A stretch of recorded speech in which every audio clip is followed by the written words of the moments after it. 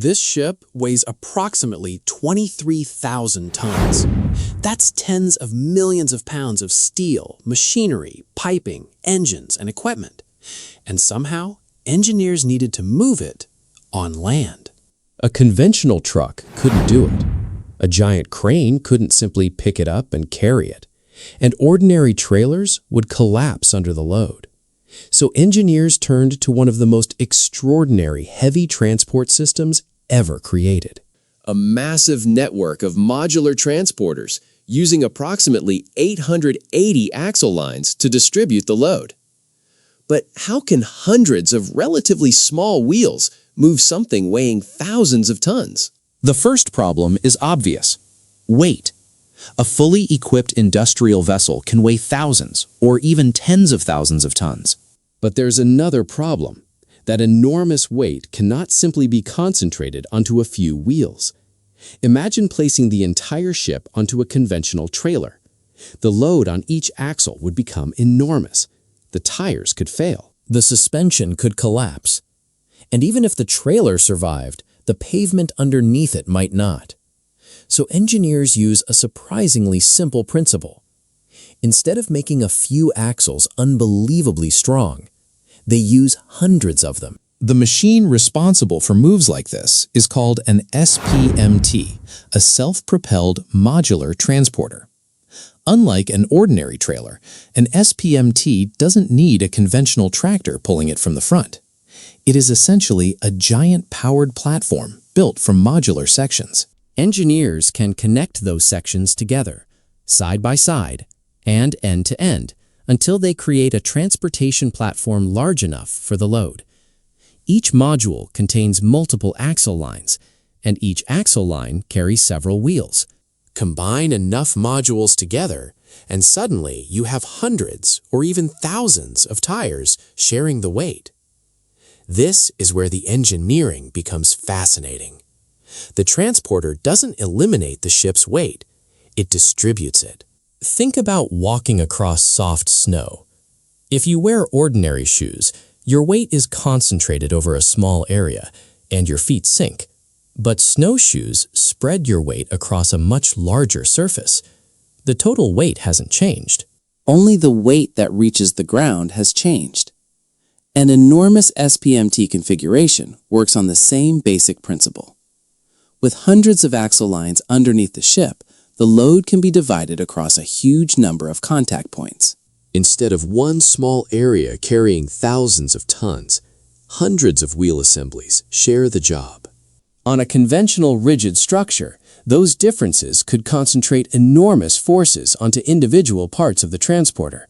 That's why SPMTs use hydraulic suspension.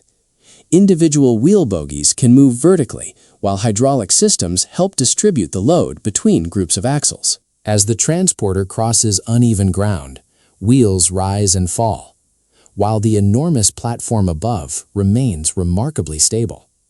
This is critical, because with a load this heavy, even relatively small changes in load distribution can create enormous structural forces.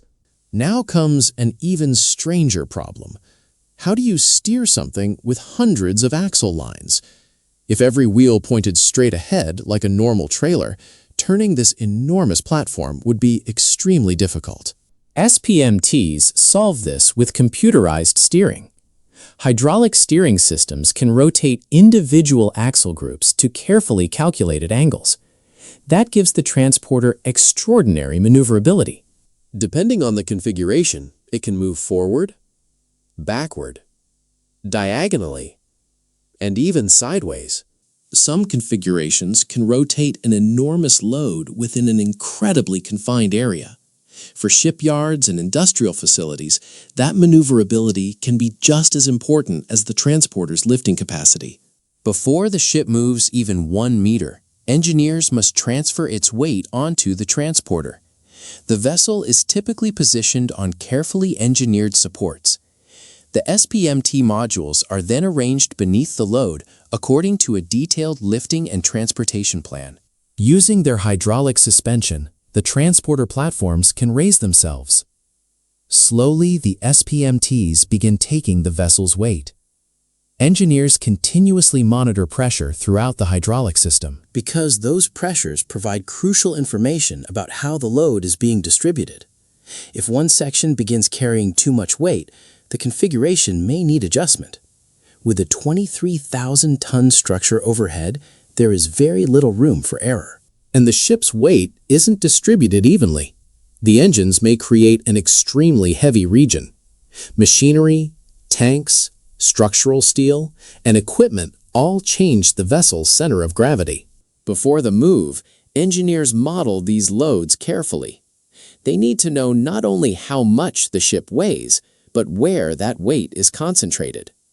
The transporter layout is then designed around those forces. Get this calculation wrong, and one section of the transporter could become overloaded, while another carries far less than expected.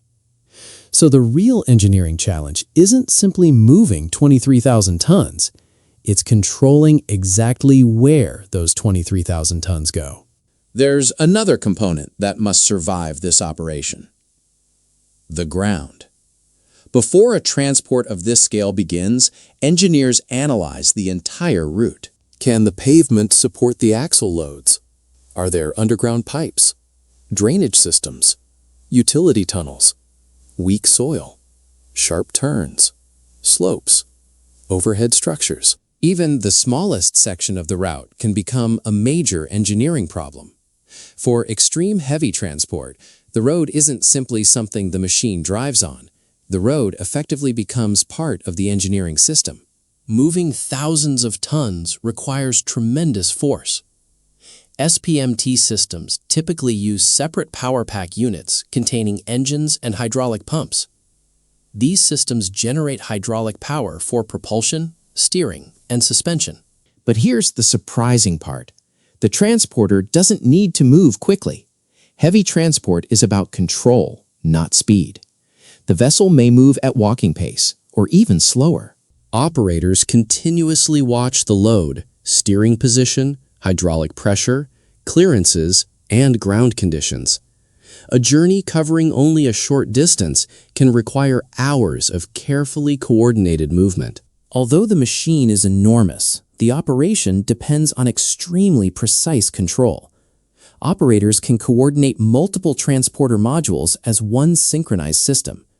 Computerized steering calculates the angles required across the transporter.